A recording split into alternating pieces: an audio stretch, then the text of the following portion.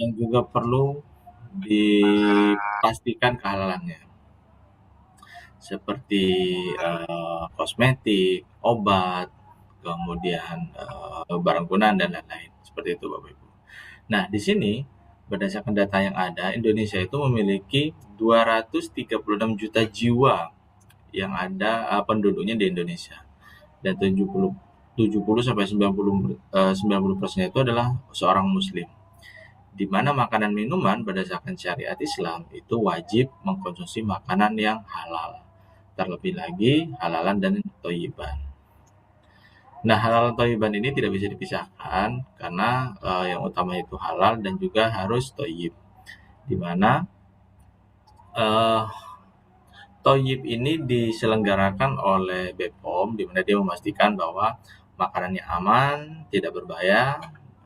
Kemudian untuk makanan yang mengimplementasikan kehalalannya, yang bisa memastikan kehalalannya itu di Indonesia itu ada BPJPH, di mana lembaga ini memberikan rasa nyaman dan rasa percaya bahwa makanan minuman yang sudah dilakukan sertifikasi halal itu sudah diperiksa, sudah disidang fatwakan oleh ulama, dan akhirnya mendapatkan legalitas yang diakui di Indonesia ataupun seluruh dunia bahwa makanan tersebut sudah dijamin kehalalannya.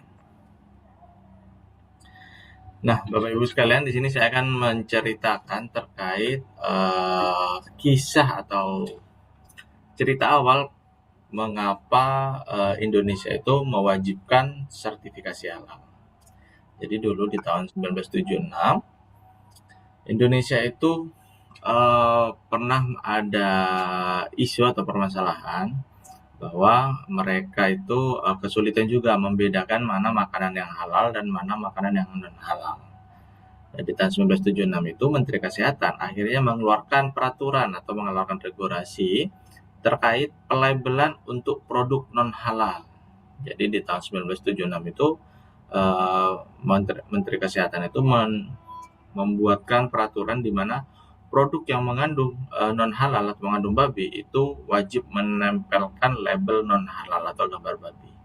Ini untuk bisa membedakan mana produk yang halal ataupun yang non halal, yang jelas-jelas non halal, seperti itu, Bapak Ibu.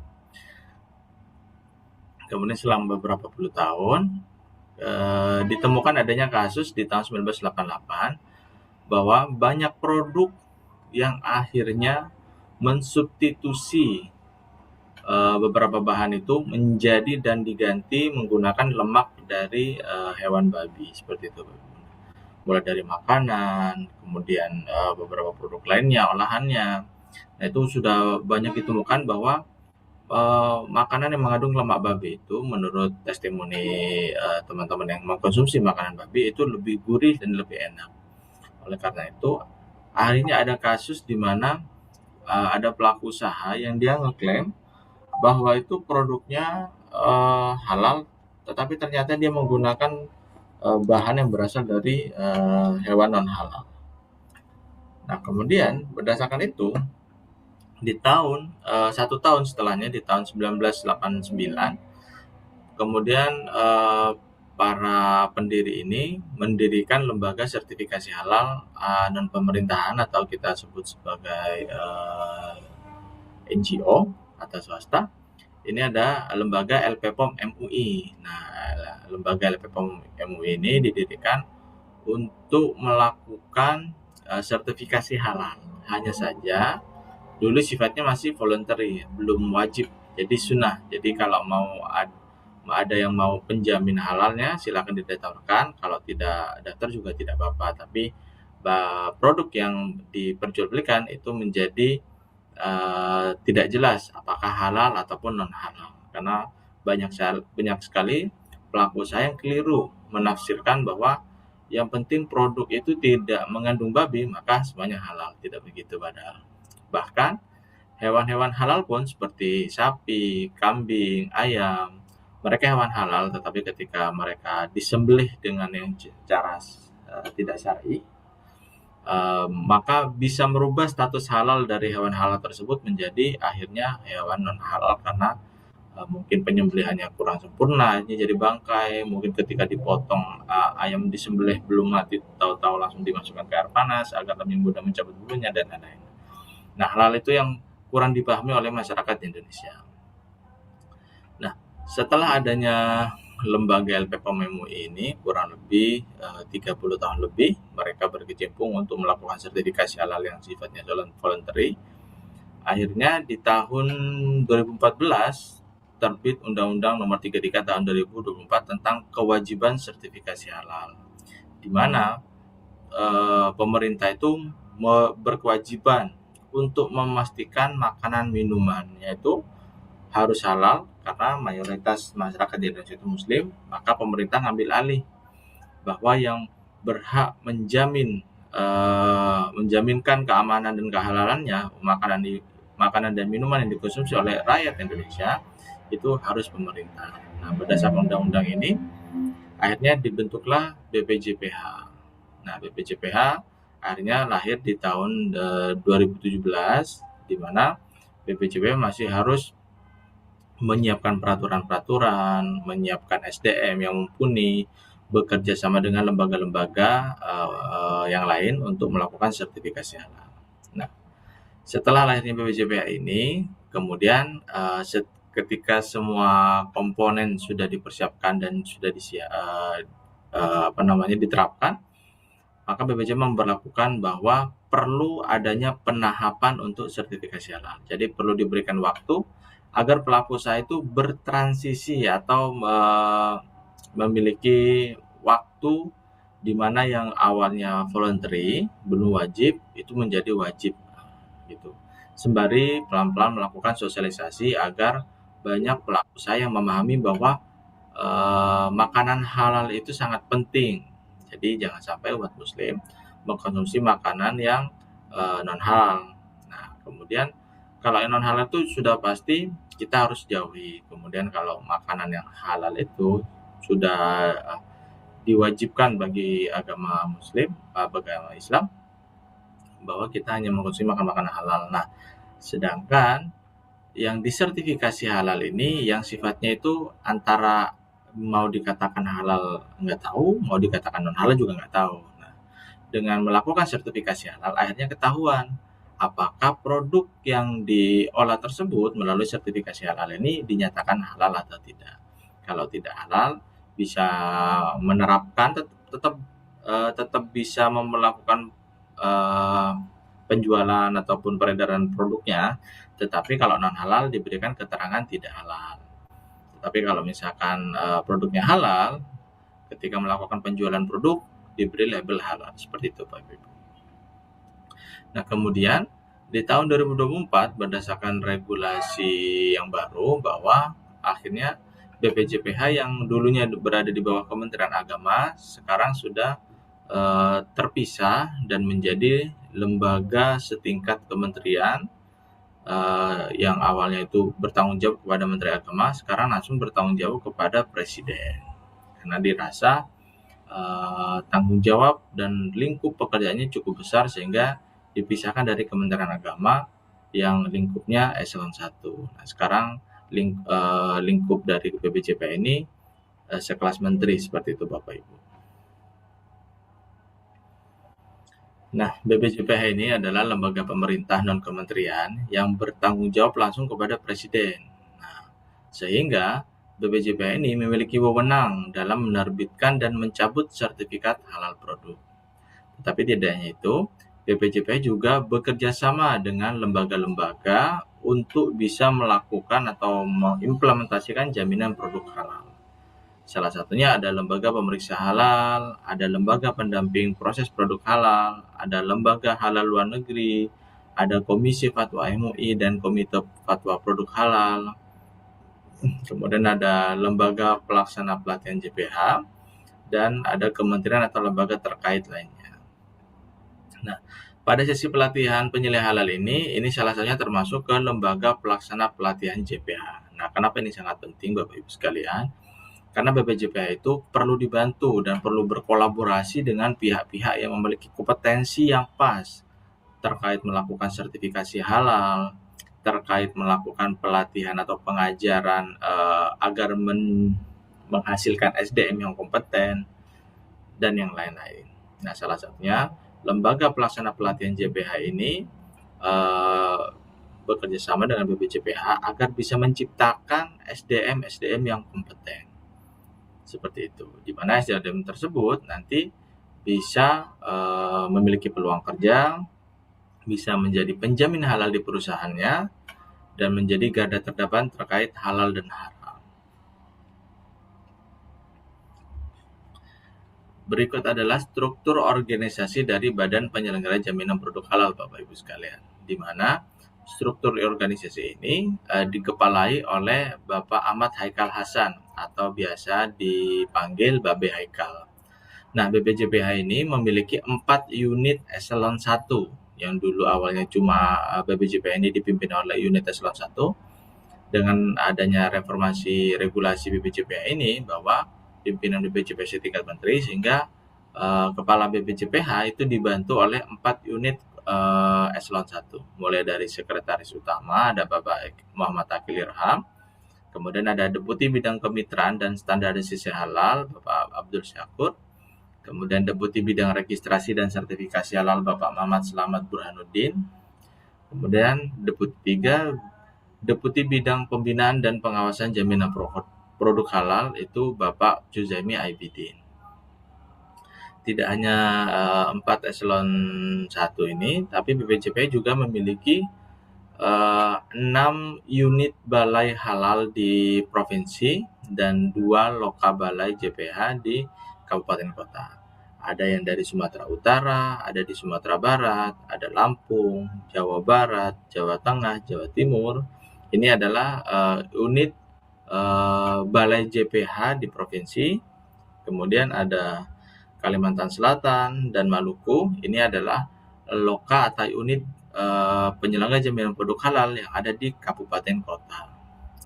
Nah, dari struktur ini sehingga dibagi-bagikan tugas sebagai sekretaris utama, tugas untuk bidang kemitraan dan standarisasi halal, kemudian dibagikan ke bidang registrasi dan sertifikasi halal, dan tugas yang terakhir adalah melakukan pembinaan dan pengawasan jaminan produk halal.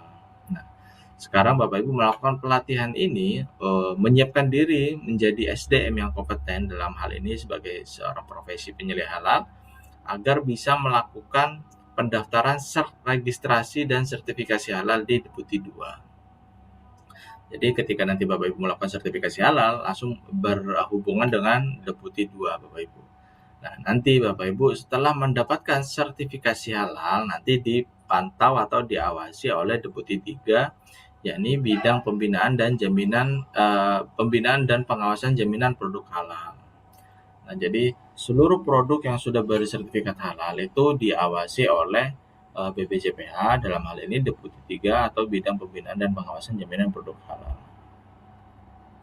Nah, ini adalah dasar hukum yang digunakan oleh BPJPH khususnya untuk hari ini sebagai seorang penyelih halal. Jadi agar teman-teman penyelih halal mengetahui sebenarnya seorang penyelih halal itu kalau misalkan dia bingung dan tidak tahu mau tanya ke siapa, mencari jawabannya itu di mana. Nah, tentu saja mencari jawabannya itu di undang-undang atau di regulasi. Nah, ini saya sampaikan agar teman-teman sebagai penyelih halal tidak bingung lagi untuk mencari solusi dari masalah-masalah yang nanti akan ditemui.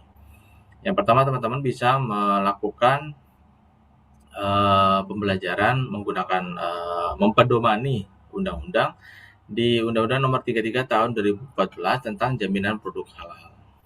Nah, kemudian Undang-Undang Nomor 6 Tahun 2023 tentang penetapan peraturan pemerintah pengganti Undang-Undang Nomor 2 Tahun 2022 tentang Cipta Kerja menjadi undang-undang. Nah, ini adalah regulasi yang sangat kuat ketika digunakan sebagai pedoman pelaksanaan tugas-tugas dari seorang penyelih halal.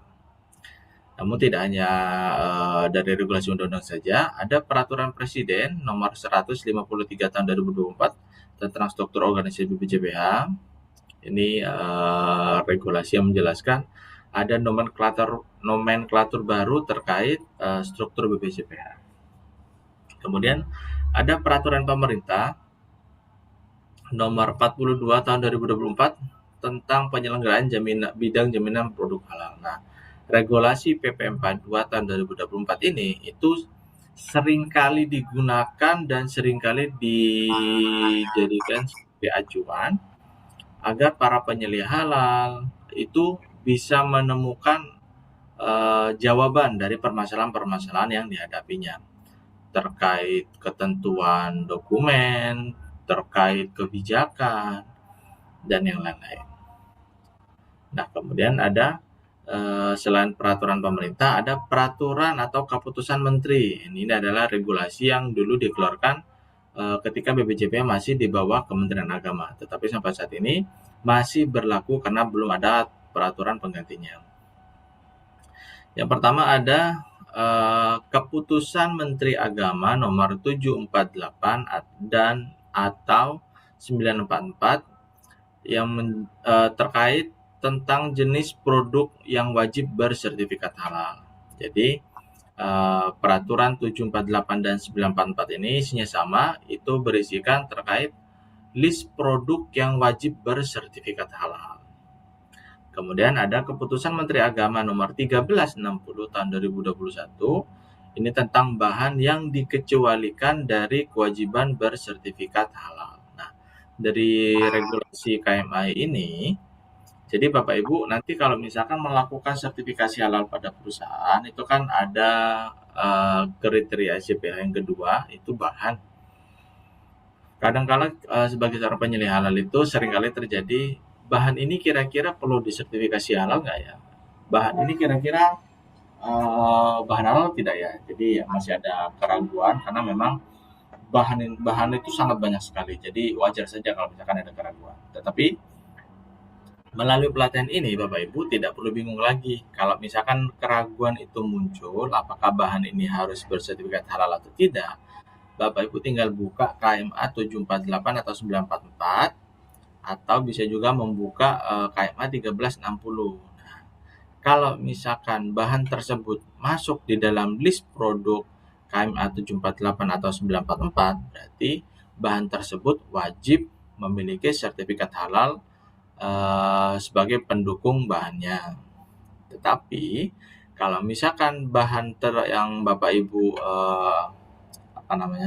bingungkan itu masuk ke dalam produk list di 1360 tahun 2021, itu berarti produk tersebut tidak perlu memiliki sertifikat halal. Karena nanti saya jelaskan isinya. Karena seluruh list produk yang masuk di dalam keputusan Menteri Agama atau KMA nomor 1360 tahun 2021 itu statusnya sudah halal. Contohnya buah segar, sayur-sayuran segar, ikan segar. Nah, itu masuknya ke golongan yang 1360 atau bahan yang tidak wajib bersertifikat halal. Tetapi kalau di KMA 748 atau 944 itu adalah bahan atau produk yang wajib bersertifikat halal. Misalkan seperti pisang goreng, olahan daging, sosis, nugget, dan lain-lain. Seperti itu Bapak Ibu. Jadi Bapak Ibu sekarang sudah tidak perlu bingung untuk membedakan atau mengetahui bahan-bahan yang digunakan Bapak Ibu untuk menjalankan usahanya itu perlu sertifikat halal atau tidak. Karena bisa dicek di KMA 748 atau 944 atau bisa juga dicek di KMA 1360 tahun 2021. Kemudian tidak hanya itu, BPJP juga mengeluarkan peraturan atau keputusan kepala badan yang ini seringkali dipedomani oleh teman-teman profesi, baik penyelia halal, auditor halal, juru sembelih halal, pelaku usaha, dan para lembaga-lembaga pemerintah lainnya. Ini digunakan untuk acuan mengimplementasikan jaminan produk halal. Terlebih di keputusan Kepala BPJPH nomor 20 tahun 2023 tentang perubahan Kepkaban BPJPH nomor 57 tahun 2021 tentang kriteria sistem jaminan produk halal. Nah, keputusan Kepala Badan nomor 20 tahun 2003 ini adalah dokumen SJPH. Jadi di situ adalah dokumen yang menjelaskan bagaimana caranya memproduksi produk halal, bagaimana caranya mengimplementasikan jaminan produk halal, mulai dari membuat kebijakan halal, membuat daftar bahan itu seperti apa, membuat proses produk halal itu seperti apa, bentuk produk dan nama produk itu harus seperti apa, dan melakukan evaluasi atau audit internal itu seperti apa untuk mempertahankan konsistensi kehalalan yang dilakukan oleh seorang perusahaan. Nah, itu adalah regulasi-regulasi yang sering digunakan, atau bukan sering, yang pasti digunakan oleh BPJPH untuk menerapkan atau mengimplementasikan jaminan produk halal, terlebih lembaga pelatihan yang seperti UNP ini.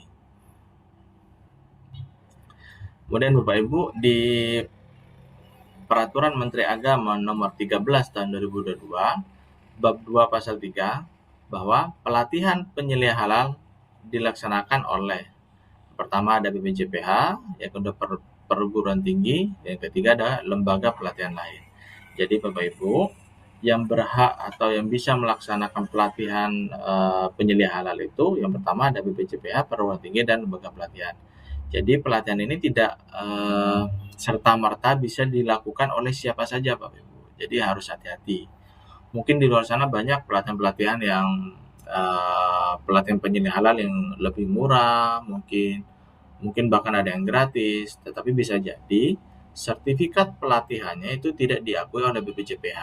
Karena yang pertama mereka tidak terdaftar secara legal, yang kedua memang mereka tidak memiliki kompetensi untuk melakukan pengajaran untuk mencetak SDM yang kompeten sebagai seorang penyeliah halal. Seperti itu Bapak Ibu. Kemudian di PMA 13 tahun 2022 pasal 13, pelatih penyeliah halal berasal dari kementerian atau lembaga, pemerintah daerah, perguruan tinggi, organisasi kemasyarakatan Islam, badan usaha, lembaga pelatihan, dan praktisi ahli. Jadi tidak sembarangan menjadi pelatih untuk melakukan pelatihan penyeliah halal. Harus memiliki kompetensi yang jelas.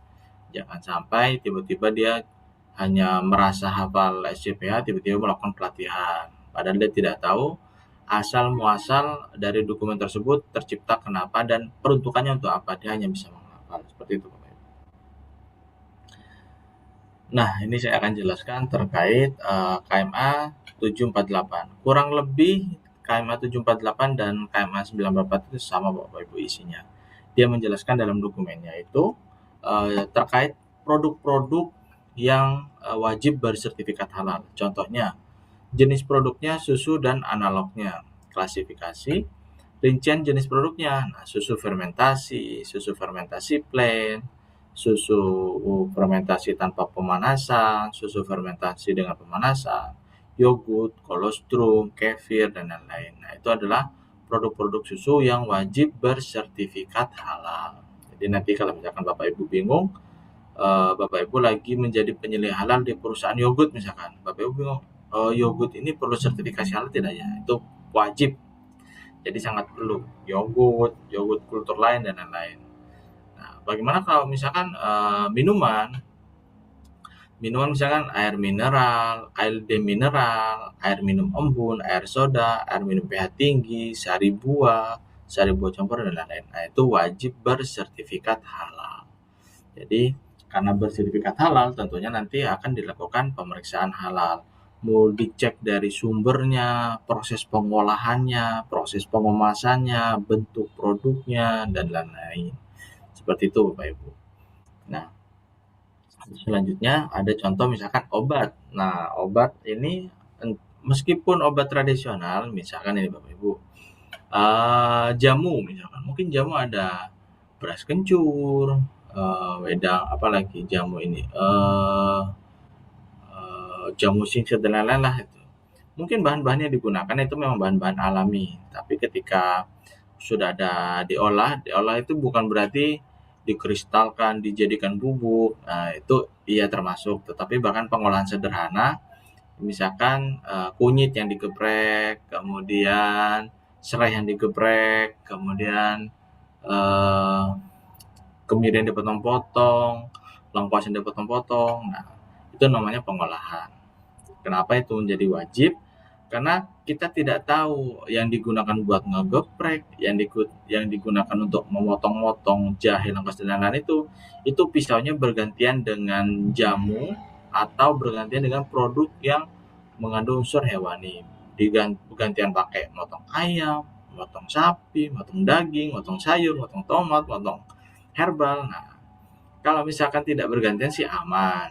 Tapi kalau misalkan ada kemungkinan digunakan bergantian, misalkan toko herbal yang jualannya minum-minuman herbal, kemudian di sebelahnya dia dengan usaha yang sama jualan sate misalkan. Kadang dipakai buat ngegeprek, kadang dibuat motong daging, kadang dipakai buat motong cabai. Nah, akhirnya ada kemungkinan kontaminasi najis di situ. Oleh karena itu, produk-produk obat tradisional, suplemen, dan lain-lain itu wajib bersertifikat halal karena ada faktor-faktor tersebut. Kemudian ada juga produk rekayasa genetik seperti produk DNA, kemudian ada juga barang gunaan, pakaian dalam, kaos kaki, dan lain-lain. Nah, mungkin Bapak Ibu yang memahami kenapa pakaian dan kaos kaki atau pakaian-pakaian lain itu wajib bersertifikat halal. Jadi nanti ada penjelasannya. Saya akan jelaskan terkait yang barang gunaan. Untuk barang gunaan, pakaian, topi, baju, dan lain-lain itu wajib bersertifikat halal selama barang gunaan tersebut atau pakaian-pakaian tersebut mengandung unsur hewani. Misalkan sepatu kulit, jas kulit, topi kulit, seperti itu contohnya. Tetapi kalau pakaian-pakaiannya itu tidak mengandung unsur hewani, nah itu tidak perlu bersertifikat halal. Karena kalau dia tidak mengandung unsur hewani, kecil kemungkinan ada kontaminasi najis atau dari bahan-bahan non halal. Tetapi kalau misalkan bahannya itu berasal dari kulit hewan, di mana kita harus mengetahui yang digunakan itu hewan apa, kemudian apakah proses penyembelihannya benar atau tidak. Nah, kalau misalkan ada sepatu yang terbuat dari kulit babi, itu sudah fix tidak bisa disertifikasi halal, menjadi produk non halal. Kemudian bagaimana kalau misalkan sepatunya itu terbuat dari kulit sapi misalkan. Nah, itu ada kemungkinan halal, ada kemungkinan tidak halal. Makanya dilakukan sertifikasi halal. Tujuannya untuk memastikan kulit sapinya betul nih, berarti halal. Nah, proses penyembelihannya bagaimana? Jangan sampai jadi bangkai seperti itu. Jangan sampai ada bangkai nih di pinggir sawah, sapi yang meninggal karena penyakit misalkan. Karena pemiliknya tidak rela kalau sapinya dikubur, jadi dikulitin sapinya, kemudian dijual terpisah. Jadi kulit sapinya diolah, dijadikan sepatu kulit. Padahal itu karena itu berasal dari hewan yang penyembelihannya tidak syar'i atau mati sendiri, akhirnya menjadi bangkai. Nah, kalau jadi bangkai itu kan najis seperti itu. Nah, hal-hal seperti ini yang harusnya dipahami oleh pelaku usaha, khususnya itu sebagai seorang penyelia halal. Karena dia yang bisa menjadi garda terdepan untuk bisa membedakan mana bahan atau produk halal ataupun bahan atau produk non halal. Nah, ini adalah bentuk peraturan dari KMA 944 yang sudah diperbaiki, dilengkapi dari bentuk awalnya tadi di KMA 748. Nah, di sini sudah lebih rinci. Contoh misalkan, jenis produk susu dan analognya. Susu adalah cairan dari kambing, sapi, kerbau, kuda, domba, dan hewan ternak. Nah, itu produk susunya. Atau bisa juga dengan beberapa pengertian lainnya, seperti di rincian jenis produk. Susu cair atau plain. Susu cair atau plain adalah susu yang diperoleh dari proses pemerahan dari kambing, sapi, domba, kerbau, dan hewan ternak halal penghasil susu lainnya yang sehat, yang diperoleh dengan cara pemerahan yang benar, yang telah diproses, termasuk susu pasteurisasi, susu UHT, susu steril, susu dihomogenisasi, atau yang disesuaikan kadar lemaknya. Pada kategori ini tidak diperlukan penambahan bahan pangan, termasuk susu skim dan susu lemak full cream, seperti itu Bapak Ibu. Nah, di situ di peraturan 944 ini diberikan penjelasan rinci apa yang disebutkan produk-produk tersebut. Jadi pengertiannya lebih jelas. Jadi ibu sudah tidak bingung lagi. Nanti, oh kalau susu eh, pasteurisasi wajib bersertifikat halal. Kalau susu AHT perlu nggak sertifikasi halal? Nah, ceknya di sini. Kalau di sini ada, di dokumen ini ada, berarti wajib bersertifikat halal. Nah, kemudian di sini ada KMA 1360. Nah, di KMA ini menjelaskan terkait tentang bahan yang dikecualikan dari kewajiban sertifikasi halal. Contohnya seperti buah segar, sayuran kering, ikan air laut tawar payau segar, ikan air laut tawar payau dibekukan, ikan air laut tawar payau dikeringkan, ikan air laut tawar payau diasinkan. Belalang segar, belalang dikeringkan, dan lain-lain. Nah, itu selama produk-produk atau bahan-bahan yang digunakan Bapak Ibu termasuk ada di list 1360 ini, maka produk atau bahan tersebut tidak perlu bersertifikat halal. Begitu Bapak Ibu. Jadi misalkan Bapak Ibu bingung ini bahannya harus ada sertifikatnya apa tidak ya? Nah, ceknya di sini. Kalau ada di sini berarti nggak perlu bersertifikat halal. Cukup menjadikan KMA 1360 ini sebagai dokumen pendukung yang menjelaskan bahan-bahan yang digunakan Bapak Ibu tidak perlu bersertifikat halal. Tetapi kalau produk atau bahan yang digunakan Bapak Ibu sekalian itu termasuk di KMA 944 atau KMA 748, nah itu berarti butuh sertifikat halal untuk membuktikan bahwa bahan yang digunakan itu statusnya halal. Nah, kemudian Bapak Ibu di regulasi keputusan Kepala Badan nomor 20 tahun 2023 tentang perubahan atas keputusan Kepala Badan nomor 57 tahun 2021 tentang kriteria sistem jaminan produk halal. Nah, ini yang sangat penting karena ini harus dikuasai oleh Bapak Ibu sebagai penyelia halal. Jadi bukan hanya sekedar tahu, tapi harus menguasai. Dalam hal ini paham betul seperti itu Bapak Ibu sekalian. Nah, dari sini Bapak Ibu, di sini dijelaskan bahwa pedoman ini menjelaskan bahwa kriteria JPH itu ada 5, mulai dari komitmen dan tanggung jawab, ada bahan, proses produk halal, produk, dan pemantauan dan evaluasi. Jadi dari sini Bapak Ibu bisa memahami sebenarnya tugas seorang penyelia halal itu seperti apa. Nah, dalam regulasi ini itu dijelaskan harus ngapain, bagaimana cara melaksanakan tugasnya, kemudian seperti apa bentuk dokumen atau hasil kerjanya, seperti itu. Baik Bapak Ibu, di slide ini menjelaskan terkait bahwa di Undang-Undang Nomor 33 Tahun 2014 tentang jaminan produk halal, di sana itu tertuliskan di pasal 4 itu adalah produk yang masuk, beredar, dan diperdagangkan di wilayah Indonesia wajib bersertifikat halal. Nah, karena ada pasal ini sehingga produk makanan minuman atau produk yang beredar di Indonesia itu wajib bersertifikat halal. Nah, ini kan penjelasannya masih umum. Nah, kemudian di dalam PP 42 tahun 2024 penyelenggaraan bidang jaminan produk halal itu juga menjelaskan produk wajib bersertifikat halal. Nah, produk itu seperti apa? Nah, itu ada penjelasannya. Produk adalah barang dan atau jasa yang terkait dengan makanan, minuman, obat, kosmetik, produk kimiawi, produk biologi, produk rekayasa genetik, serta barang gunaan yang dipakai, digunakan, dan dimanfaatkan oleh masyarakat. Nah, sehingga produk itu dibagi menjadi 2, karena tadi ada barang dan jasa. Barang apa saja, jasa apa saja. Nah, kalau yang barang termasuk makanan, minuman, obat, kosmetik, produk kimiawi, biologi, rekayasa genetik, dan barang gunaan.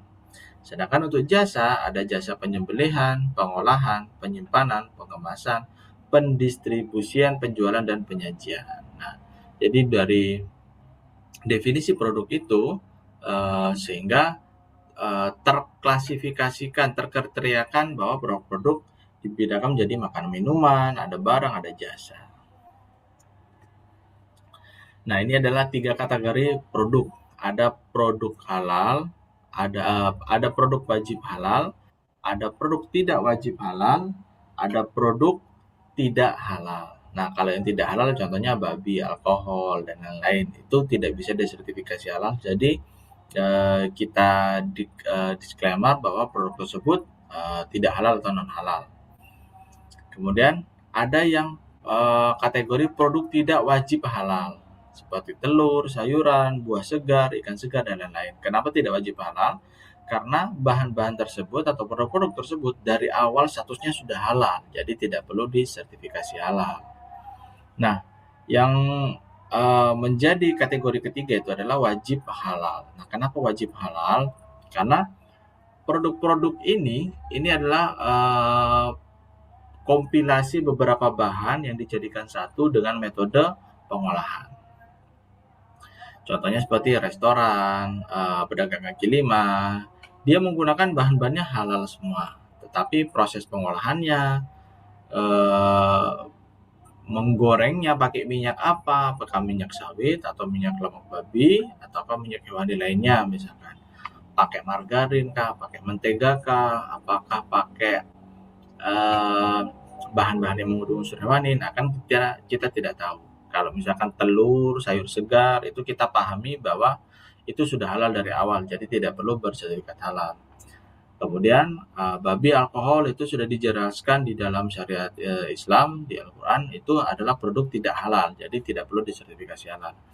Tetapi yang kita bingung, di tengah-tengah antara produk halal dan di tengah-tengah antara produk tidak halal. Nah, ini kita nggak tahu nih, statusnya itu dia masuknya ke halal atau tidak. Makanya berdasarkan regulasi ini, produk itu wajib didaftarkan sertifikasi halal.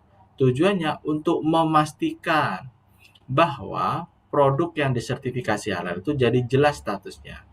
Kalau dia lulus sertifikasi jadi produk halal, kalau dia tidak lulus sertifikasi jadi produk non halal. Seperti itu Bapak Ibu sekalian. Nah, berdasarkan PP nomor 42 tahun 2024, penyelenggaraan jaminan bidang jaminan produk halal, di situ ada masa penahapan yang diberikan oleh pemerintah agar Bapak Ibu sebagai pelaku usaha memiliki waktu atau memiliki kesempatan untuk melakukan adaptasi agar produk-produk yang sebelumnya belum disertifikasi halal bisa segera didaftarkan sertifikasi halal. Di tahun 2024, tepatnya 18 Oktober 2024, ini sudah menjadi batas wajib bagi pelaku usaha skala menengah dan skala besar untuk produk makanan, minuman, jasa, dan hasil penyembelihan, bahan baku, bahan tambahan, pangan, bahan penolong untuk produk makanan, minuman. Jadi, di tahun 18 Oktober 2024 yang skala usahanya sudah menengah dan besar itu sudah wajib Bapak Ibu sekarang.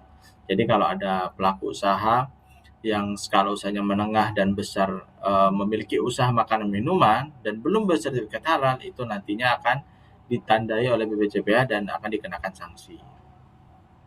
Kemudian di tahun 18 Oktober 2026 semua skala usaha baik mikro, kecil, menengah, besar, dengan jenis produk makanan, minuman, jasa dan hasil penyembelihan, bahan baku, tambahan pangan, obat tradisional, kosmetik, barang gunaan, itu wajib bersertifikat halal. Nah, di penerapan ini, karena ini batasnya di 18 Oktober 2026, saat ini itu masih di bulan Mei, tanggal 16 Mei 2026.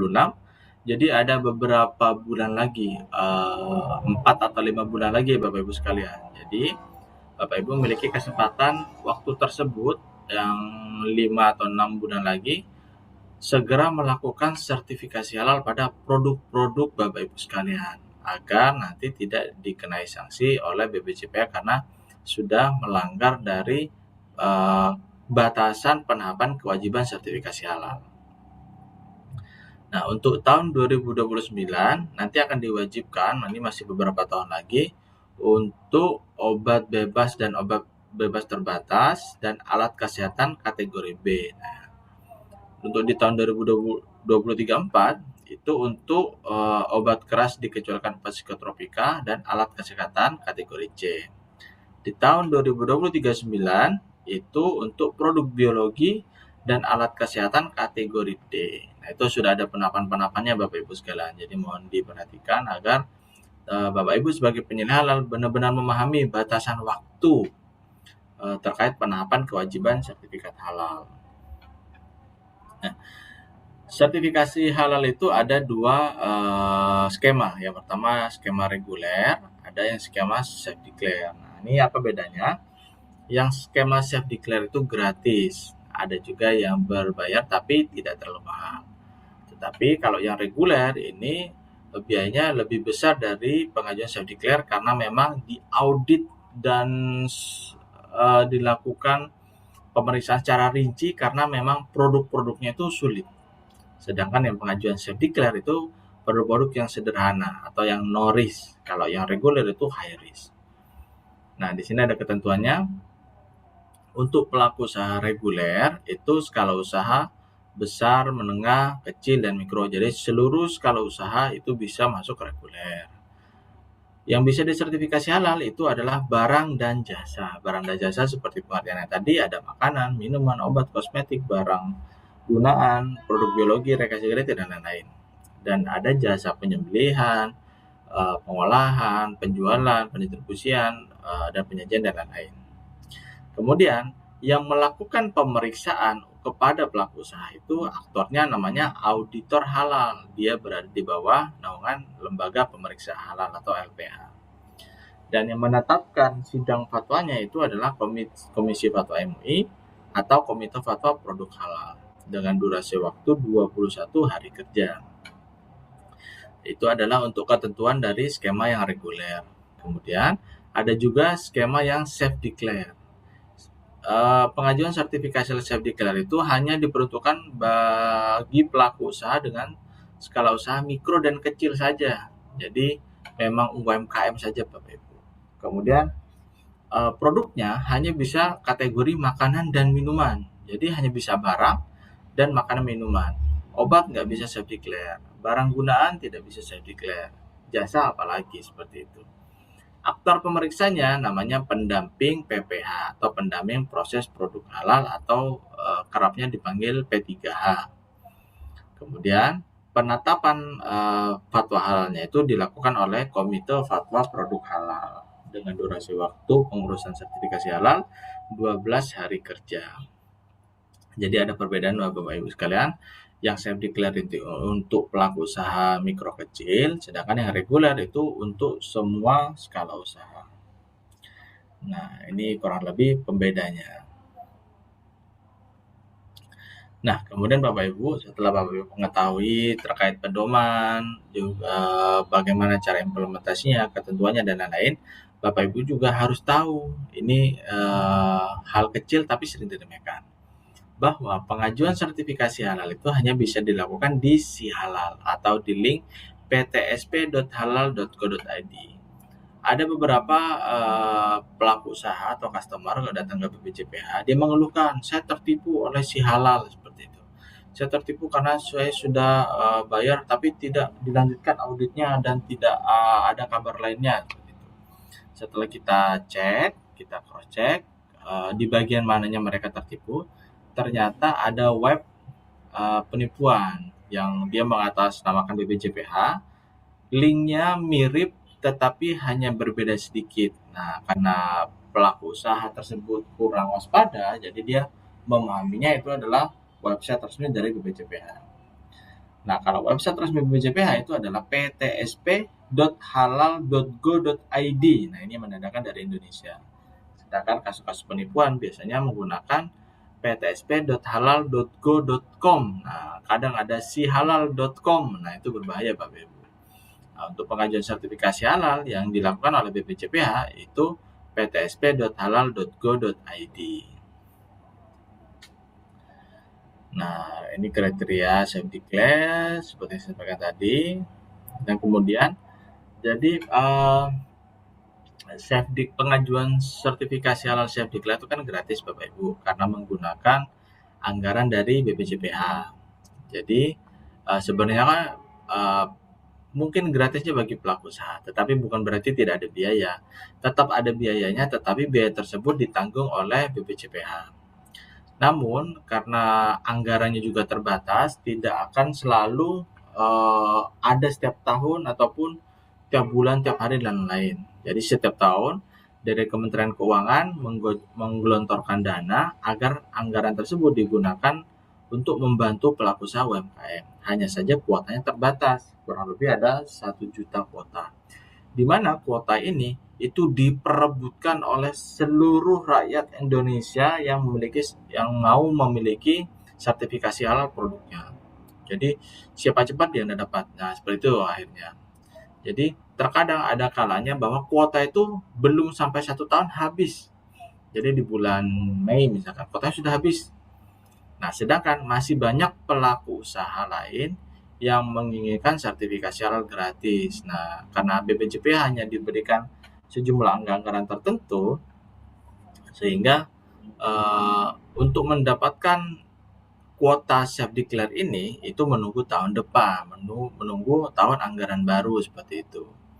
Nah, ada kalanya pelaku usaha, oh saya mau pendaftaran sertifikasi Chef Declare, tapi kalau nunggu tahun depan kelamaan, saya nanti usahanya terlalu kalau misalnya kelamaan tidak memiliki sertifikat halal, orang-orang tidak percaya pada produk saya kalau halal seperti itu. Jadi mindsetnya sudah modern. Jadi bukan lagi sekedar halal, tapi ini mindsetnya kalau produk saya memiliki sertifikat halal, maka konsumen-konsumen itu yakin bahwa produk yang saya produksi itu memang sudah halal seperti itu.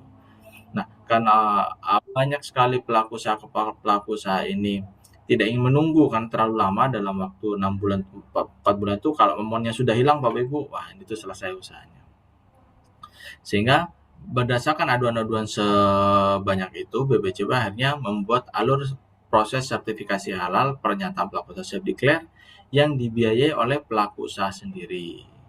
Nah, untuk pengurusan sertifikasi halal Chef Declare, kalau misalkan kuotanya sudah habis, kalau kuotanya masih ada, silakan digunakan kuotanya. Tapi kalau misalkan kuotanya sudah habis dan Bapak Ibu bersedia membayarkan sendiri, biaya pengurusan sertifikasi halal Chef Declare itu sebesar Rp230.000 seperti itu. Dengan catatan skala usahanya mikro kecil, produknya itu tidak banyak, outletnya juga tidak banyak.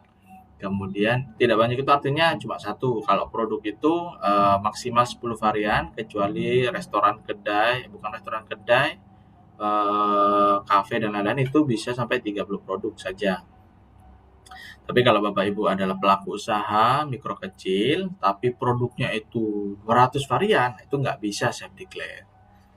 Misalkan Bapak Ibu pelaku usaha mikro kecil, produknya cuma 4, tapi Bapak Ibu punya 10 outlet, itu nggak bisa Chef Declare. Jadi yang bisa Chef Declare itu produknya maksimal 10 varian atau 1-30. Outletnya cuma boleh ada 1. Kalau sudah punya 2 outlet, itu tidak masuk ke dalam kategori Chef Declare. Nah, alurnya pelaku usaha daftar, membuat akun di Sihalal, kemudian memilih verifikasi atau memilih LP3H mana yang akan datang melakukan audit ke tempat usahanya. Kemudian ada terbit tagihan sebesar Rp230.000. Kemudian pelaku usaha membayarkan dengan sejumlah tersebut, baru pendampingan halal datang melakukan verifikasi atau audit. Hasil dari verifikasi audit dilakukan penetapan halal dan akhirnya terbit sertifikat halal. Ini untuk yang skema Chef Declare. Sedangkan berikut adalah alur sertifikasi halal yang skema reguler. Untuk yang reguler itu ada 7 dokumen yang harus dipersiapkan oleh seorang penyelia halal atau seorang pelaku usaha untuk melakukan sertifikasi halal. Yang pertama ada surat permohonan, yang kedua ada formulir pendaftaran, yang ketiga ada NIB, yang keempat ini adalah dokumen penyelia halal. Nah, dokumen penyelia halal itu, inilah alasan Bapak Ibu hari ini mengikuti pelatihan penyelia halal. Karena sertifikat pelatihan yang dinyatakan lulus nantinya itu digunakan sebagai persyaratan untuk melakukan pendaftaran sertifikasi halal. Kemudian ada yang kelima itu nama produk atau daftar produk. Yang keempat itu adalah flowchart atau proses produksi. Yang ketujuh baru ada manual SJPH atau pedoman sistem jaminan produk halal. Itu semuanya dilengkapi, baru nanti Bapak Ibu melakukan pendaftaran akun di Halal di ptsp.halal.co.id. Kemudian dokumen yang diajukan, diisikan, dilengkapi, dipilih LPH-nya dan segala macam. Baru ketika sudah lengkap diverifikasi oleh BPJPH. Kalau misalkan ada dokumen yang salah, pengajuannya dikembalikan, diperbaiki, submit lagi. Tapi kalau dokumennya sudah betul semua, pengajuan Bapak Ibu dikonfirmasi lengkap dan pengajuan tersebut dikirimkan ke LPH yang Bapak Ibu pilih. Agar si LPH bisa membuka status pengajuannya, melakukan perhitungan jumlah produk, jumlah pabrik, jumlah outlet, dan lain-lain. Itu besaran biaya pemeriksaannya. Ketika LPH sudah menghitungkan, dia akan menginputkan di dalam sistem dan BPJPH menerbitkan invoice, di mana invoice ini terdiri dari 3 komponen pembiayaan. Yang pertama biaya pendaftaran di BPJPH, yang kedua biaya audit oleh LPH, yang ketiga biaya sidang fatwa. Seperti itu Bapak Ibu. Ketika invoice sudah muncul, kalau misalkan dirasa harganya sudah masih dirasa mampu biayanya, silakan dibayarkan. Tapi kalau misalkan sangat mahal, silakan dipertimbangkan kembali. Kemudian kalau sudah dilakukan pembayaran, nanti akan mendapatkan dokumen surat tanda terima dari BPJPH. Itu secara sistem, nanti tinggal diunduh di dalam Halal. Bahwa kalau sudah mendapatkan surat tanda terima dokumen tersebut, Bapak Ibu itu sudah resmi, sudah terhitung SLA-nya, bahwa Bapak Ibu bisa segera dilakukan audit, dilakukan sidang fatwa, dan terbit sertifikat halal. Seperti itu Bapak Ibu. Nah, sertifikat halal Bapak Ibu nanti tidak perlu datang ke BPJPH, tapi bisa langsung download di sistem karena sudah disiapkan semuanya di sistem. Jadi Bapak Ibu setelah melakukan pembayaran, tinggal pantau saja LPH-nya dihubungi, kapan bisa audit, kemudian setelah audit selesai dilakukan sidang fatwa. Ketika audit dan sidang fatwa sudah selesai dan dinyatakan rekomendasi atau kompeten halal, maka berdasarkan 2 hal tersebut BPJPH menerbitkan sertifikat halal. Seperti yang saya sampaikan di slide sebelumnya, untuk pengajuan sertifikasi halal reguler itu durasinya atau SLA-nya itu selama 21 hari kerja, seperti itu Bapak Ibu. Nah, kemudian saya di sini akan menjelaskan terkait logo dan label. Nah, logo dan label ini Bapak Ibu tolong diperhatikan, ada perbedaan. Apa bedanya logo dan label? Yang pertama saya jelaskan logo dulu. Dulu logo halal itu tertuliskan Majelis Ulama Indonesia, walaupun yang melakukan sertifikasi halal adalah LPPO. Kemudian sekarang sudah berganti menjadi Halal Indonesia yang berwarna ungu. Nah, apa bedanya logo dan label ini? Logo itu bentuknya seperti ini Bapak Ibu. Jadi ada gambar gunungan atau wayang, ada tulisan Halal Indonesia. Mau di bawah, mau di samping itu diperbolehkan. Karena ada logo utama, ada logo sekunder. Digunakannya tergantung Bapak Ibu. Kemudian tujuan menggunakan logo ini untuk media publikasi, media promosi, bikin umbul-umbul, merchandise, nah itu boleh pakai logo halal. Pakai logo halal ini tidak perlu izin ke BPJPH Bapak Ibu, bisa digunakan kalau memang untuk media promosi, edukasi dan lain-lain. Nah, kemudian ada yang namanya label halal. Label halal ini digunakan untuk mengeklaim bahwa produk tersebut sudah halal. Jadi bedanya bentuk label dan logo. Label itu terdiri dari logo dan nomor sertifikat. Nah, kalau label itu ada gambar gunungan, ada tulisan Halal Indonesia, ada bordernya, dan ada nomor sertifikat halal di bawahnya. Sedangkan kalau logo itu tidak ada nomor sertifikat halalnya, hanya ada gambar gunungan atau wayang dan ada tulisan halal Indonesia saja. Nah, kalau yang modelnya label itu harus nempel ke produk yang sudah disertifikasi halal. Jangan sampai yang ini yang digunakan untuk media promosi, keliru seperti itu.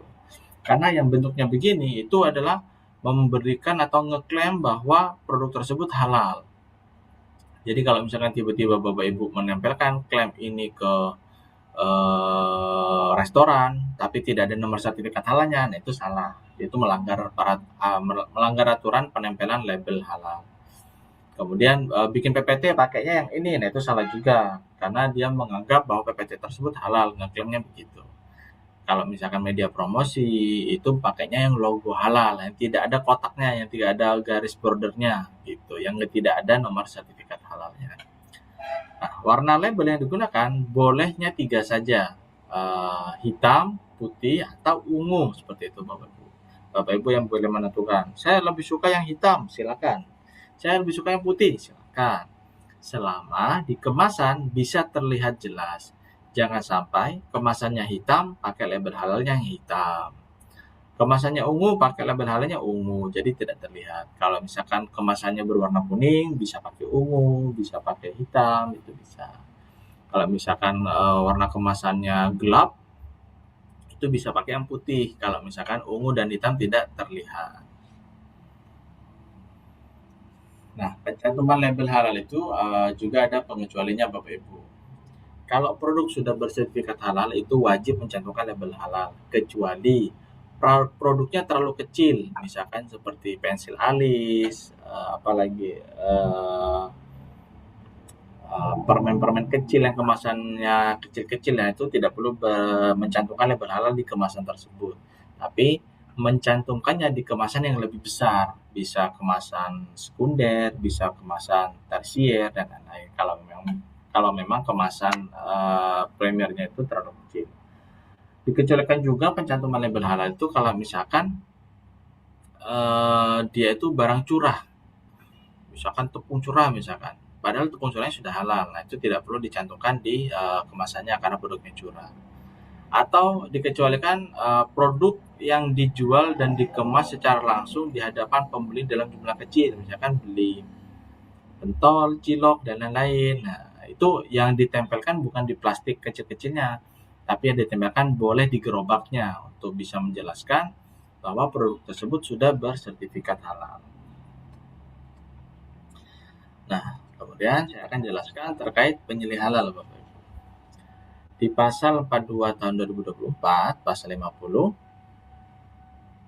pelaku usaha yang mengajukan permohonan sertifikasi halal wajib, nah ini bagi pelaku usaha. Bagi pelaku usaha memberikan informasi secara benar, jelas, dan jujur. Kemudian memberikan lokasi, tempat, dan alat penyembelihan, pengolahan, penyimpanan, pendistribusian, pengemasan, penjualan, penyajian antara produk yang halal dan produk yang tidak halal. Kemudian pelaku usaha harus memiliki penyelih halal. Nah, di sini betapa pentingnya penyelih halal ini Bapak Ibu. Jadi pelaku usaha itu wajib memiliki penyelih halal. Kemudian pelaku usaha wajib melaporkan perubahan komposisi bahan kepada BPJPH. Berdasarkan PP 42 tahun 2004 pasal 58 itu ada sedikit perbedaan tugas dari seorang penyelih halal. Yang pertama, mengawasi proses produk halal, kemudian menentukan tindakan perbaikan dan pencegahan. Yang ketiga, mengkoordinasikan proses produk halal. Dan yang keempat, nah ini ada yang beda, mendampingi auditor halal saat pemeriksaan. Kalau penyelih halal untuk pelaku usaha mikro kecil itu atau yang self declare itu mendampingi pendamping proses produk halal pada saat verifikasi. Nah, siapa tahu Bapak Ibu sebagai seorang penyelih halal bekerjanya di 2 perusahaan, yang satu di perusahaan yang reguler, yang satu di perusahaan atau di usaha yang self declare seperti itu. Jadi ketika di perusahaan reguler Bapak Ibu mendampingi auditor halal, ketika di UMKM Bapak Ibu mendampingi pendamping proses produk halal. Nah, tanggung jawab seorang penyelih halal itu adalah menerapkan SCPH. menyusun rencana proses produk halal, menerapkan manajemen risiko pengendalian PPH, mengusulkan penggantian bahan, mengusulkan penghentian produksi yang tidak memenuhi ketentuan proses produk halal, membuat laporan pengawasan proses produk halal, melakukan kaji ulang pelaksanaan proses produk halal, menyiapkan bahan dan sampel pemeriksaan untuk auditor halal. Dan yang terakhir, menunjukkan bukti dan memberikan keterangan yang benar pada saat proses pemeriksaan oleh auditor halal. Untuk tanggung jawab penyelesaian halal bagi penyelesaian halal self-declare atau yang pelaku usaha mikro kecil, itu tanggung jawabnya menerapkan SCPH, menyiapkan bahan dan PPH untuk dilakukan verifikasi dan validasi oleh pendamping proses produk halal, menunjukkan bukti serta memberikan keterangan yang benar selama proses verifikasi dan validasi oleh pendamping PPH, dan melakukan pembinaan jaminan produk halal. Di PP 42 tahun 2024 pasal 60 bahwa di situ regulasinya menjelaskan untuk ditetapkan sebagai penyembelih halal harus memenuhi persyaratan. Nah, jadi ini adalah persyaratan untuk menjadi seorang penyembelih halal. Yang pertama, beragama Islam. Nah, ini. Yang kedua, memiliki wawasan luas dan memahami syariat tentang kehalalan. Nah, syarat untuk menjadi seorang penyembelih halal itu beragama Islam dan memiliki wawasan luas dan memahami syariat tentang kehalalan. Apa maksudnya memiliki wawasan luas dan memahami syariat tentang kehalalan? Sejauh mana, seluas mana seperti itu? Atau sejauh mana memahami syariat tentang kehalalan? Persyaratan sebagaimana dimaksud pada ayat 1, huruf B dibuktikan dengan sertifikat pelatihan penyembelih halal dan atau sertifikat kompetensi penyembelih halal. Jadi Bapak Ibu, kalau Bapak Ibu sudah memiliki sertifikat pelatihan penyembelih halal dan lulus, atau memiliki sertifikat kompetensi sebagai penyembelih halal, Bapak Ibu itu sudah bisa dikatakan sebagai seseorang yang memiliki wawasan luas dan memahami syariat tentang kehalalan. Sudah bisa memenuhi persyaratan untuk menjadi seorang penyembelih halal. Yang pertama harus Islam, yang kedua memiliki wawasan luas dan memahami syariat tentang kehalalan. PP 42 tahun 2024 pasal 64, pimpinan pelaku usaha menyampaikan penetapan penyembelih halal kepada BPJPH dengan melampirkan yang pertama, salinan kartu tanda penduduk bagi penyembelih halal yang berdomisili di Indonesia, salinan paspor, izin tinggal tetap, atau kartu identitas lainnya bagi penyembelih halal yang berasal dari luar negeri. Kemudian daftar riwayat hidup, kemudian ada salinan sertifikat pelatihan penyembelih halal dan atau sertifikat kompetensi penyembelih halal untuk pelaku usaha mikro dan kecil. Kemudian salinan sertifikat pelatihan penyembelih halal dan sertifikat kompetensi penyembelih halal untuk pelaku usaha menengah, besar, dan luar negeri. Jadi Bapak Ibu, untuk pelaku usaha mikro dengan skala usaha mikro dan kecil itu Bapak Ibu bisa melampirkan sertifikat pelatihan atau bisa melampirkan sertifikat kompetensi sebagai penyembelih halal. Tetapi untuk pelaku usaha dengan skala usaha menengah, besar, dan luar negeri itu harus melampirkan sertifikat pelatihan penyembelih halal dan sertifikat kompetensi sebagai penyembelih halal. Jadi dua-duanya harus punya seperti itu Bapak Ibu. Kemudian pelaku usaha juga menetapkan salinan keputusan penetapan penyembelih halal. Nah, baik Bapak Ibu, ketika nanti Bapak Ibu sudah menjadi seorang penyembelih halal, siapa tahu nanti ada kendala atau bingung dan ingin berkonsultasi dengan BPJPH terkait kendala-kendala yang ada, bisa datang ke Jalan Raya Pondok Gede nomor 13, Pinang Ranti, Jakarta Timur, atau bisa konsultasi secara daring melalui call center ataupun nomor WhatsApp di 0811 1421 142. Baik Bapak Ibu, ini adalah website dari BPJPH, www.bpjphalal.go.id, di mana informasi-informasi yang dibutuhkan untuk melakukan sertifikasi halal bisa diakses di sini. Mungkin itu saja materi dari saya Bapak Ibu, mudah-mudahan bisa dipahami terkait regulasi dan pedoman-pedoman yang digunakan oleh seorang penyembelih halal. Wabillahi taufiq wal hidayah. Wassalamualaikum warahmatullahi wabarakatuh. Saya kembalikan lagi ke Mbak Moderator. Terima kasih. Baik, kita ucapkan atas pemaparan materi dari Bapak tadi. Mungkin kita ada sesi diskusi, Pak. Mungkin beberapa pertanyaan dari para peserta kita yang mungkin ada yang mau ditanyakan kepada Bapak tadi. Mungkin kita akan buka tiga pertanyaan ya, Pak. Baik kepada Bapak Ibu peserta, jika ada yang ingin bertanya, disilahkan. Kopi materinya ini dibagikan di grup nanti ya. Baik. Ya, karena tadi nggak ini kurang bisa kita nangkap ya. Oh ya. Supaya ini sampai pesan ya. Kami bisa belajar lagi setelah berikutnya ya. Zoom ini juga kami record, jadi nanti mungkin Bapak dan Ibu bisa mengaksesnya juga nanti. Iya, tapi butuh PDF-nya ya. Baik. Materi tadi ya. Supaya ini kan bisa panjang kami mengulang-ulang. Nah, maklum ya pada usianya kan sudah lolita 50 tahun. Jadi butuh ini diulang-ulang lagi. Seperti ya. Iya, baik. Jadi materi tadi tolong dibuat ini PDF, silakan share di grup. Baik. Biar kami bisa belajar lebih lanjut untuk memahaminya. Nah terus kami bisa konsultasi lagi.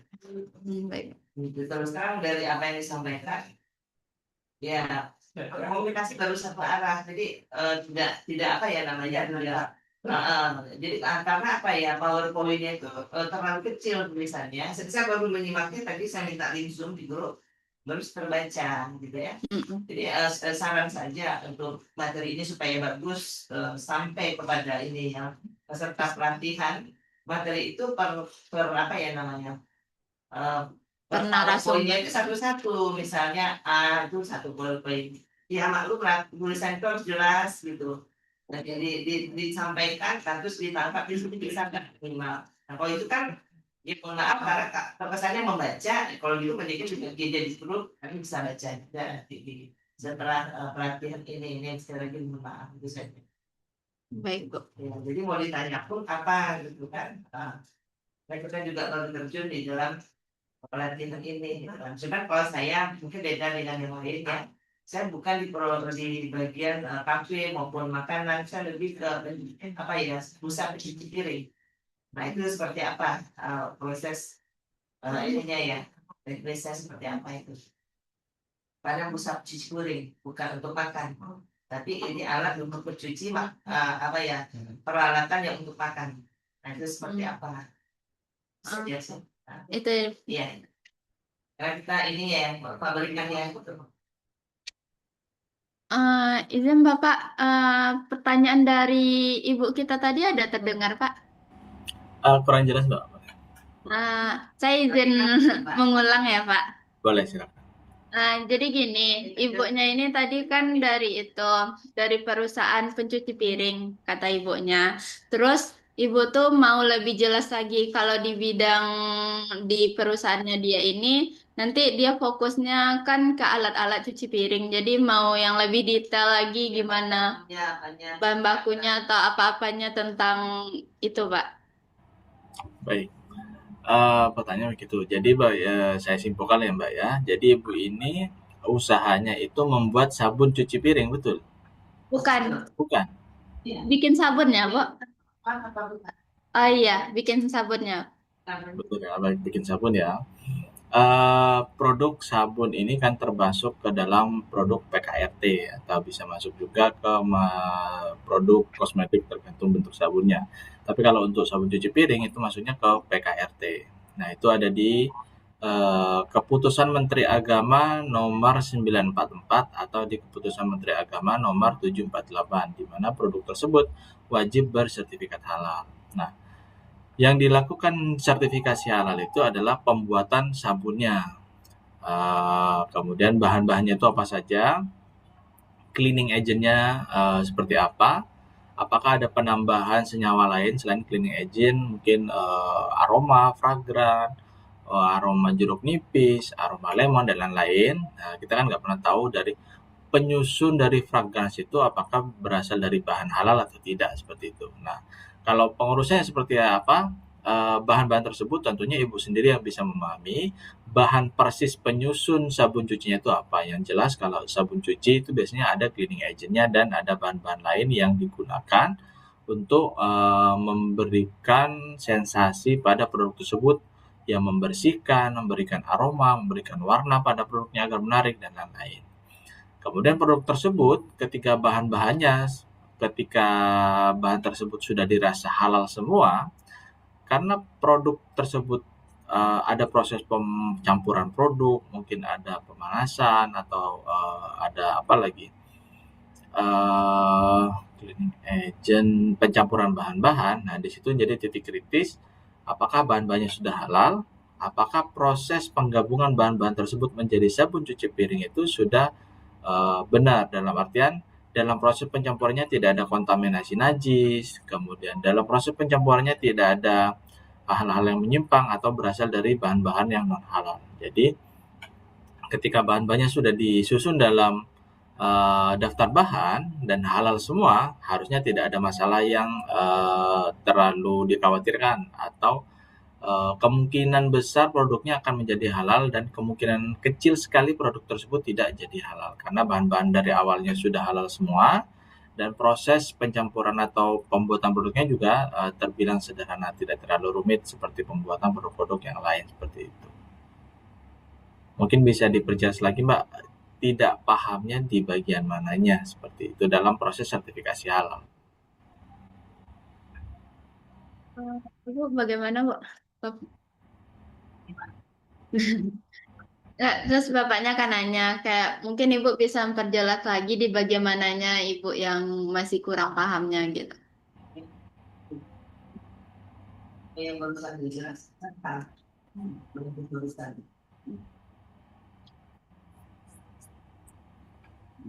Kata ibunya tadi kalau untuk yang bapak jelaskan sebentar nih ibunya juga sudah paham dan mungkin itu aja, Pak. Mungkin itu aja yang dari ibunya, Pak. Baik, terima kasih Mbak. Mungkin ada pertanyaan lain dari peserta lainnya? Pada Bapak Ibu peserta yang lain, jika ada yang ingin bertanya juga disilahkan Bapak dan Ibu.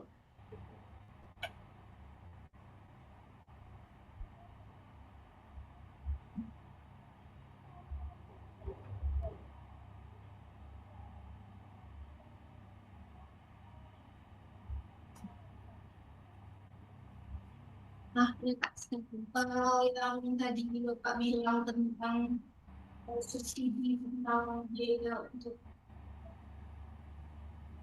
usaha sedikit tadi, subsidi dari pedagang itu Pak, subsidi itu bisa kita cari tahu di mana? Subsidi.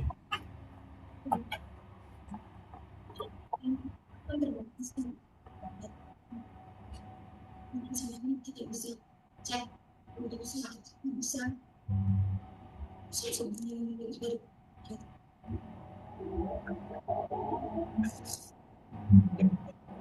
baik, Pak. Tadi ada terdengar, Pak?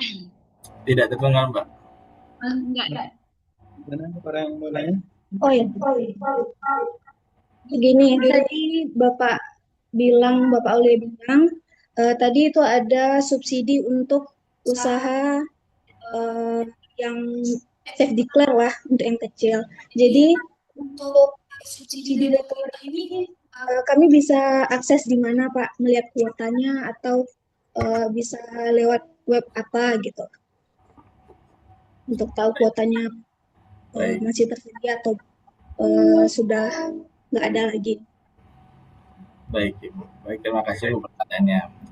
Untuk mengetahui sisa kuota masih ada atau tidak, itu bisa diketahui di si halal Ibu, di akun pelaku usaha ketika melakukan pembuatan akun di BPJPH. Jadi kan pelaku usaha yang ingin melakukan pendaftaran sertifikasi halal gratis atau yang self declare itu kan harus buat akun dulu. Nah, nanti di dalam akun tersebut nanti bisa kelihatan Bu.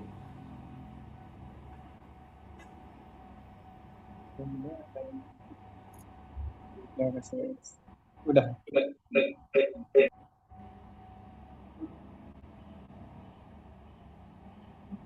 Terima kasih Bapak. Mungkin kita masih lanjut satu pertanyaan lagi, Pak. Boleh, silakan. Baik, kepada Bapak dan Ibu yang masih ada pertanyaan, disilahkan. Saya Kak dari Thailand. Oh, ya silahkan, Pak. Ya, di dalam produk kosmetik bahan seperti apa yang paling sering menjadi masalah dalam sertifikasi halal? Maaf Bapak, boleh diulang pertanyaannya? Yang itu dalam produk kosmetik bahan seperti apa yang paling sering menjadi masalah dalam sertifikasi halal? Baik, Bapak Anuat Romali. Ya, Bahan untuk kosmetik itu sebenarnya banyak menjadi konsen dari yang paling sering terjadi permasalahan di dalam pengajuan sertifikasi halal. Karena kan bahan kosmetik itu kan mengandung banyak sekali fragrance. Nah, fragrance ini proses pembuatannya macam-macam, apalagi yang berasal dari luar negeri fragrance-nya.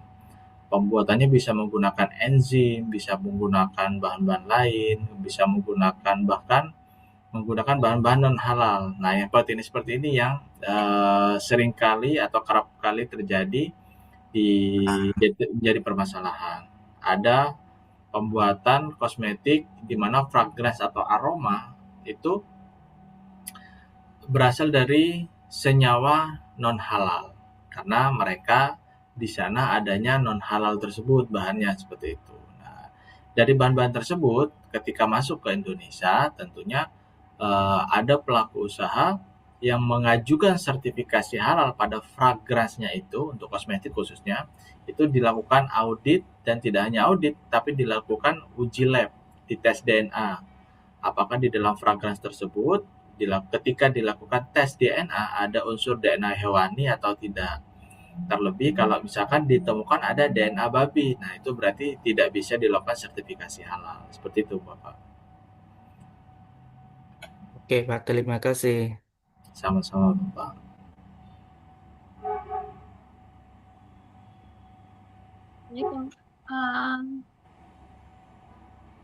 Masih mau dilanjutkan diskusi atau bagaimana, Pak?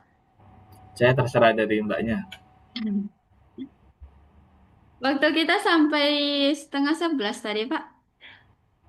Iya, terserah Mbaknya saja. Kalau misalkan dirasa waktunya sudah waktu yang lain, mau diakhiri boleh. Kalau masih ada, silakan.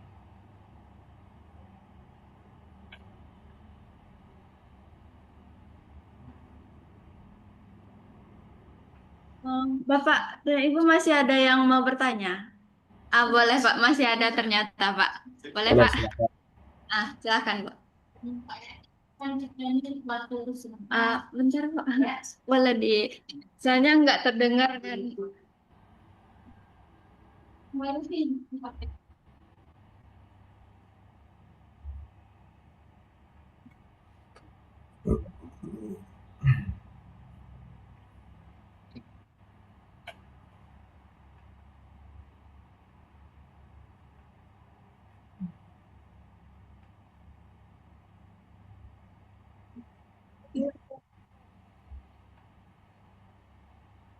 Ya, Assalamualaikum Bapak. Boleh Salam. kita lanjut pertanyaannya Pak ya. Boleh, silakan Ibu. Ini Pak, kita kan pelaku usaha makanan nih Pak. Oke. Jadi dalam penggunaan bahan nih Pak, seperti kayak ayam potong. Ayam potong ini kan kita didatangkan dari pedagang udah dipotong tuh. Oke. Jadi kita tinggal membersihkan. Kehalalannya tuh gimana Pak? Harus adakah dari pedagang ayamnya kah dulu atau udah sampai di tempat kita Pak? Baik. Apa harus ada dua kehalalan dari tempat produsen ayam ataukah masih di kafe aja Pak? Baik, terima kasih Bu pertanyaannya. Jadi kalau Ibu punya usaha, misalkan Ibu jualan mie ayam misalkan atau mau jualan sate ayam misalkan. Itu kan bahannya kan dari ayam, di mana ayam itu dibeli dari pasar, mungkin dari rumah potong. Nah, Produsen ketika potong. Betul. Ketika Ibu membeli bahan tersebut, Ibu pastikan bahwa eh, produsen-produsen atau yang punya bahan tersebut itu dia sudah memiliki sertifikat halal atau tidak. Karena kalau Ibu beli bahan, kemudian bahannya itu tidak ada lampiran sertifikat halalnya, nanti usaha Ibu juga terganggu nanti. Tidak bisa dilakukan sertifikasi halal karena bahan yang digunakan oleh Ibu itu tidak jelas kehalalannya seperti itu. Itu jadi tanggung jawab dari rumah potong hewan atau dari produsennya Ibu seperti itu. Jadi bukan pihak kafe atau yang mengolah daging ayamnya. Tetapi kewajiban dari ibu sebagai seorang penyelih halal di restoran atau di kedai tersebut, ibu harus mencari daging ayam yang sudah mendapatkan sertifikat halal. Entah di rumah potong hewan, entah di produsen lain. Misalkan kalau di produsen kan ada mungkin Carompot Pan, ada Sogut, ada Fiesta dan lain-lain seperti itu. Itu kalau menggunakan daging ayam yang potongan sudah dipotong dan sudah berlabel halal seperti itu ibu.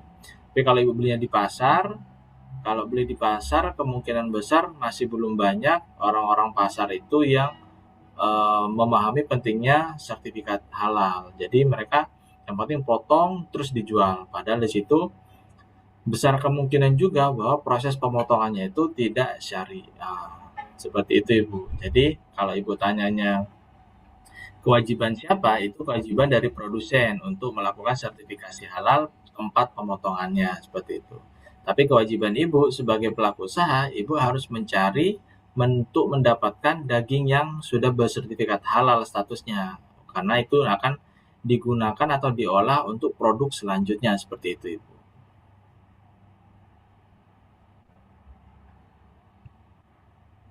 Bisa dipahami bu? Bisa Pak.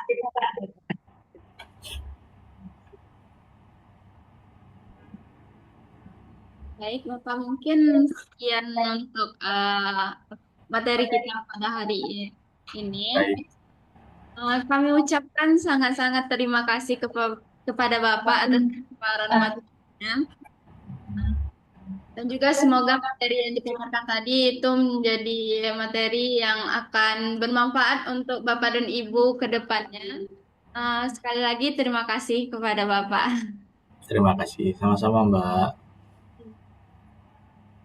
Mungkin Bapak kalau apa juga sudah boleh keluar dari Zoom-nya, Pak. Baik. Terima kasih Mbak. Saya izin live. Ya, Pak. Terima kasih, Pak.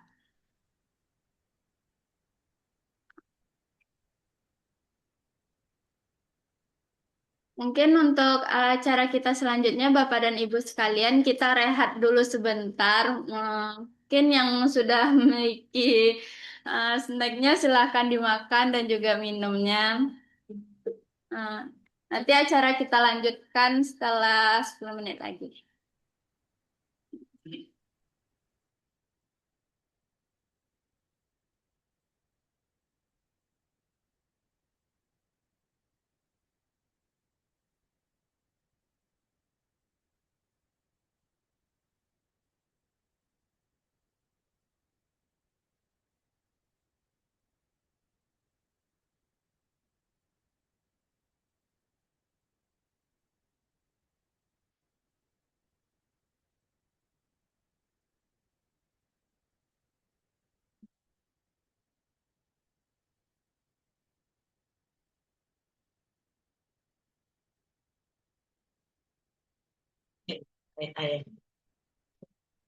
Apa sih?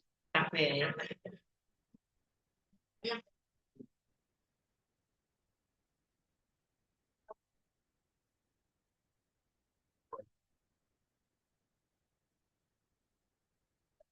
Enggak.